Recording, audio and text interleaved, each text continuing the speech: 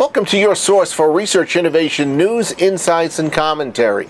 Research Business Daily Report, sponsored today and all this week by Google Consumer Surveys, providing easy answers for every business decision. RBDR promises you and our sponsors every day to deliver research-related news you just won't hear or see anywhere else, and we think we've got some good examples today. Concerning the much-talked-about Google Glass project, on Tuesday, Michal Levin, a Google senior user experience designer, told a mobile technology conference in San Francisco, and I quote, "It's not a device you can use for a long time. It gets pretty tiring pretty fast.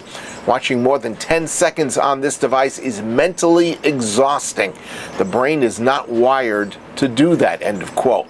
Levin also admitted that Google hasn't yet figured out the role that Google Glass could play in a multi-device ecosystem, nor has it figured out what problem it would solve.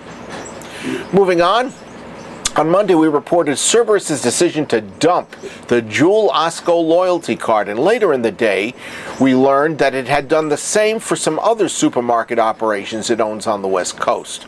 Now there's word that Kroger, which has the supposed huge benefit of working alongside dunnhumby on loyalty issues, has announced it's ditching its double coupon program in favor of a so-called 21st century model. That, translated, appears to mean, as is true with Jewel Osco, that prices will be cut on thousands of items in the store. However, Kroger says it's going to maintain its discount program on fuel purchases, generic prescriptions, and digital coupons. And the reason is interesting. There was strong support for all three of those shown in market research.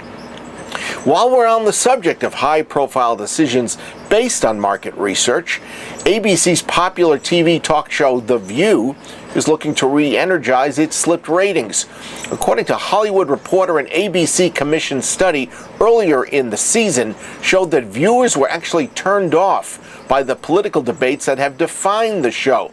Specifically, the project described departing co-hosts Elizabeth Hasselbeck and Joy Behar as too polarizing. Next, BizReport.com is out with the news that for every pound sterling invested in social media, over 3 times that investment is returned for some brands. That came from a UK Internet Advertising Bureau project performed by Marketing Sciences. According to the report, social media strength lies in its ability to positively shift consumer sentiment, recommendations, to drive trial of new products, and brand loyalty. That makes social media a core part of the marketing mix, according to IAB. On Tuesday, Nielsen Holdings was added to the Standard & Poor's 500 and became the lone representative for the research and consulting services sub-industry index. It replaces Sprint Nextel. And wrapping up this week's news, Thomson Reuters has announced it's suspending its practice of distributing results 2 seconds ahead of time for its University of Michigan surveys of consumers to clients who are willing to pay for that faster access. The reason? The Attorney General's office in New York, which is investigating the practice.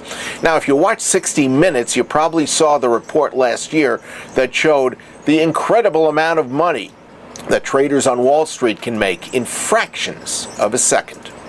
That's your Research Business Daily Report, sponsored by Google Consumer Surveys, providing easy answers for every business decision.